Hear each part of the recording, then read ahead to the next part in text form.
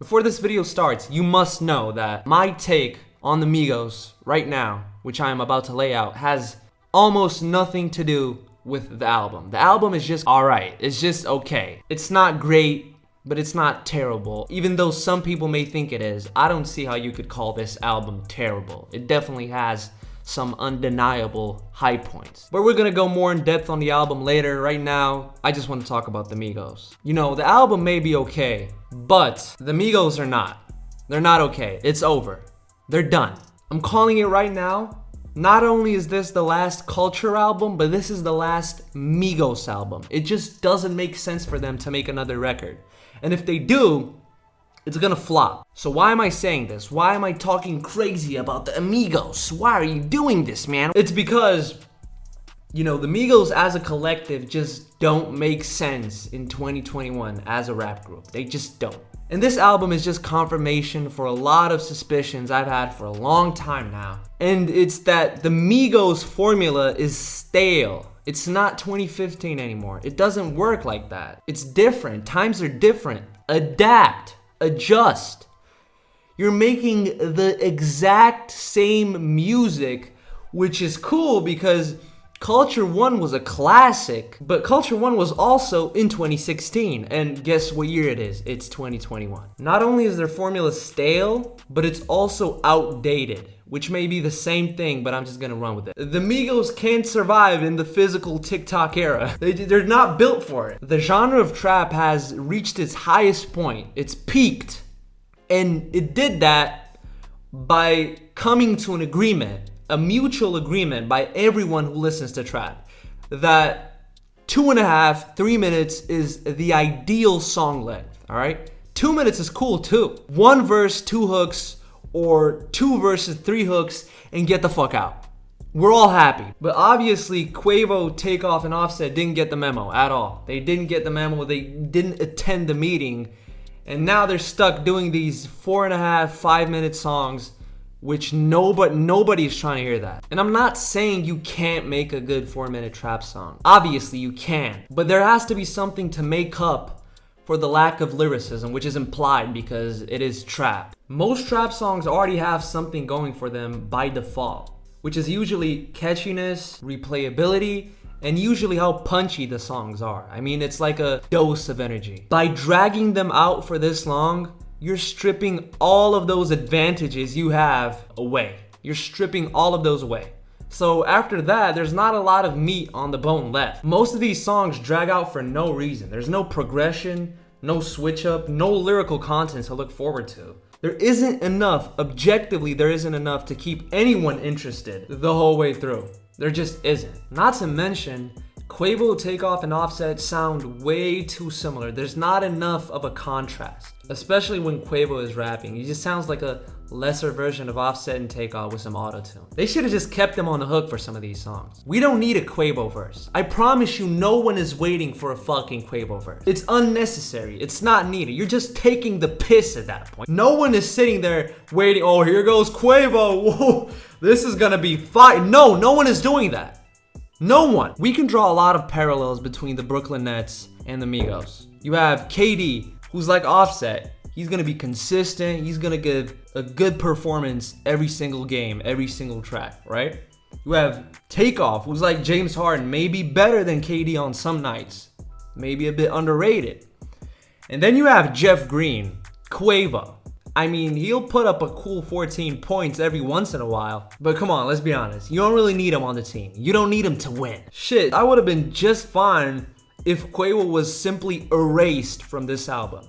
If you just erased Quavo and padded it out with features, it would have been a better album. Let's be honest now. Come on, it may be harsh, but it's the truth. But alright, let me get off Quavo for a quick second. Let me actually point out some positives, some high points. You know, exude some positivity. I can't just stay negative the whole video. I have to actually give out some compliments because I do think there are some compliments to give. For starters, the foundation is still there. The chemistry is still there. The ad-libs still hit the same. That's why I have a slither of hope still left for the Migos. I feel like if they just switch it up, you know, just a little bit, they can still be relevant. I mean, look at songs like Jane or What You See with Justin Bieber. This is what happens when your songs don't drag out. I actually want to replay them. I want to listen to them again. They get in, do what they're supposed to do, and get out. By the way, Justin Bieber absolutely killed that. Don't get it twisted, that hook is crazy. What I also like about the Justin Bieber track is that it's refreshing. It sounds different. Like, it's not the same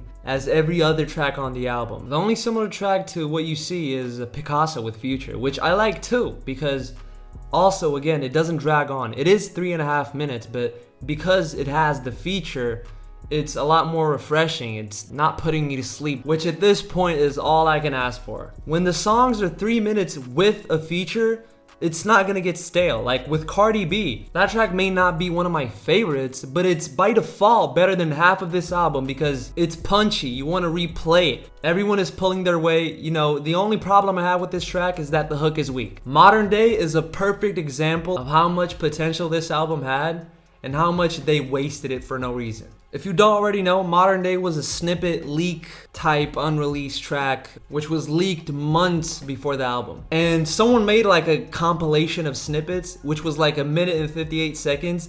It was just like a quick Quavo hook, an unfinished Offset verse, and another Quavo hook. And to make a point, that little snippet chopped up by some random guy on YouTube is astronomically better than the actual song Modern Day, which is 4 minutes long. Again, before the album came out, I was constantly bumping that snippet. And when I actually heard the full song, you ruined it. How do you voluntarily ruin your own song? Now it's boring. I don't want to listen to it again. I don't need 4 verses. Just give me the fucking hook 2 times and end it. Jesus Christ. And it's not just Modern Day. A lot of these songs have the same issue. Vaccine 2. I like the beat, but this song is just not built to be 4 minutes. It's just not made out to be 4 minutes. The way it's presented, it's not supposed to be 4 minutes. Same thing with Malibu, and it hurts me to say this because I really like Malibu, but this song should have been a lot shorter. And that's so disappointing. At the core, they're good songs. They're catchy, they're replayable. But when you make them 4 minutes, they're not. If some of these songs were 2.5 minutes, you would have a good album on your hands.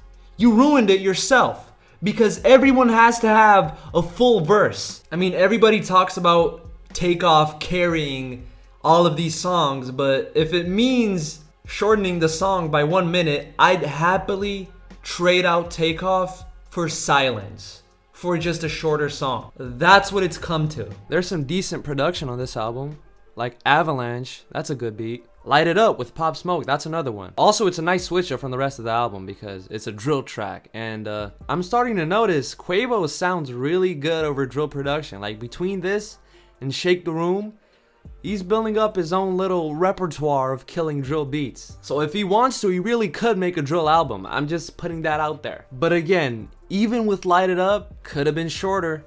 Take out 1 verse. It's not that complicated. Just take 1 verse out. But don't get it twisted. There are some songs on here that had no hope from the beginning, all right? They could have been 1.5 minute, still would have been ass. For example, Birthday. Like, what were you thinking? I genuinely don't know what they were trying to do here. This sounds like one of those zesty songs you play at your 12-year-old daughter's birthday party. Drop it down low, Samantha. Get the fuck out of here. Get it off the album. I'm not trying to hear it. This and Masked Wolf with Astronaut in the Ocean, these are middle school birthday anthems. I don't care what anybody says. That's just factual. And with Mahomes, I saw a lot of people hyping this track up on Twitter. Really? This one?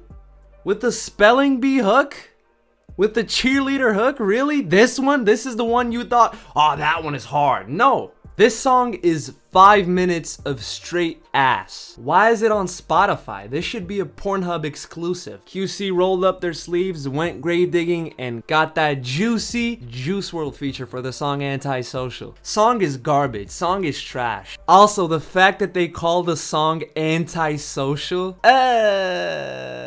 didn't even try. Just call it fucking depression. Call it sadness. Call it our label wanting us to relate to a younger audience, so this is what we had to do. That's what you should title it. At least the album ends on a good note with Need It. Need It is a great song, even though it doesn't really fit with the other songs. But hey, YB did his thing. Like, this feature is one of his best. In conclusion, I'm disappointed. And to be honest, I don't have high hopes for the future. They should switch things up, but I don't think they're going to. They already gave us Culture 2, which was bloated as fuck. Everybody complained about it. Everybody said it's too long. Pause. And after that, they still said, alright, we're gonna shorten it up a little bit, but not too much. Not too much where it would be possible for you to enjoy the album the whole way through. They said, alright, but we still need them streams though. And shit, this is what you get. Look, it's fixable. Like, the issues they have are fixable, but I don't think they're gonna get fixed. It seems like they're just fine with phoning it in at this point, which is cool, you know. They did their fucking share. They've been running the rap game like since 2012, so it would be okay for them to just hang it up at this point, you know, just stay in the mainstream, do some little one-off single with Maroon 5 or some shit, and, you know, just focus on their solo careers. Because at this point, they're much more promising than the Migos as a collective are for the foreseeable future. If I had to rate this album, which I do because I'm making a video on it, I would give it a middiest of mids of DeMar DeRozan mid out of 10. I don't fucking know. By the way, get ready for part 3. I'm uploading every week all summer 2021. Not a single lie in that sentence. It's 100% guaranteed. It's coming right after the Tyler review, which I am doing, by the way. Get ready. All summer 21 going crazy. Ah!